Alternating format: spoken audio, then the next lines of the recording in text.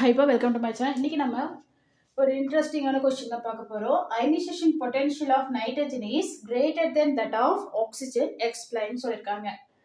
சரி, ionisation potential or ionisation energy நைட்ரஜனுக்கு அதிகமா இருக்குமா ஆக்சிஜனை விட? ஸோ ரீசன் என்ன எக்ஸ்பிளைன் பண்ண சொல்லியிருக்காங்க. இப்போ நைட்ரஜனோட அட்டாமிக் நம்பர் 7. எலக்ட்ரானிக் கான்ஃபிகரேஷன் எழுதுங்க. 1s 2s 2p வரைக்கும் எதெல்லாம் போதும். எஸ்ல 2 எலக்ட்ரானை ஃபில் பண்ணலாம். பியில் மொத்தம் 6 எலக்ட்ரான் ஃபில் பண்ணலாம். பட் உங்கள்கிட்ட அட்டாமிக் நம்பர் 7 தான் இருக்கு. ஸோ 7ல் 4 போயிட்டுனா ரிமைனிங் 3. ஓகேவா? அடுத்தது ஆக்சிஜன் போடுவோம். Atomic number 8. 1s 2s 2p 2 2 இங்கே 4 வருமா? ஆட் பண்ணி பாருங்க 8 இருக்கும். இங்கே ஆட் பண்ணி பாருங்க 7 இருக்கும். இப்போ எலக்ட்ரானை ஃபில் பண்ணுங்க. எஸ்ல 2 எலக்ட்ரான் இருக்கு. ஸோ எலக்ட்ரானை ஃபில் பண்ணுறப்போ இப்போ நான் உதாரணத்துக்கு பிஆர்பிடா எடுத்துக்கிறேன். எலக்ட்ரானை ஃபில் பண்ணுறப்போ கிளாக் வைஸ் இந்த மாதிரி மேலே ஃபில் பண்ணிவிட்டு அப்புறம் தான் ஆன்டி கிளாக் வைஸ் ஃபில் பண்ணணும். ஓகேவா? இதில் ஸ்டேபிள் மோஸ்ட் ஸ்டேபிள்னு எப்படி சொல்கிறோம் அப்படின்னா எலக்ட்ரான் வந்துட்டு ஃபில்லாக இருக்கிறது இந்த மாதிரி ஹாஃப் ஃபில்டாவோ அப்படின்னா எல்லாத்துலேயும் 2 எலக்ட்ரான் இருக்கலாம். ஓகேவா?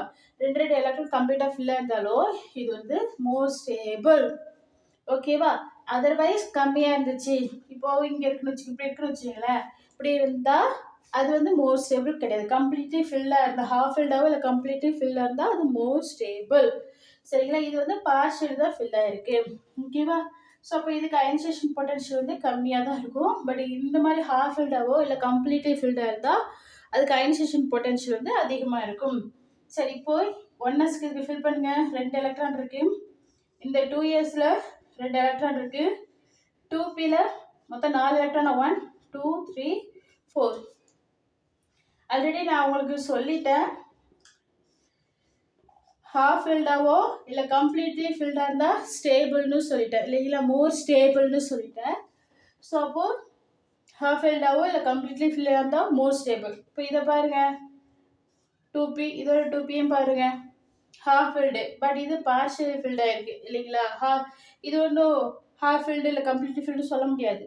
ஸோ இந்த மாதிரி இருந்துச்சு அப்படின்னா இதை விட இதுக்கு தான் அயனைசேஷன் எனர்ஜி அதிகம். சரிங்களா? இது more stable. Okay, compared to oxygen. புரிஞ்சிச்சா? ஹாஃப் ஃபில்டு அதனால கம்ப்ளீட்லி ஃபில்டாக இருந்தால் அது மோர் ஸ்டேபிளாக இருக்கும். ரீசன் புரிஞ்சிச்சா? இது பார்ஷியலாக ஃபில்டாக இருக்குது, இது ஹாஃப் ஃபில்டாக இருக்குது. ஸோ அப்போ இதுக்கு தான் அயனைசேஷன் எனர்ஜி அதிகம்ப்பா. புரிஞ்சிச்சா?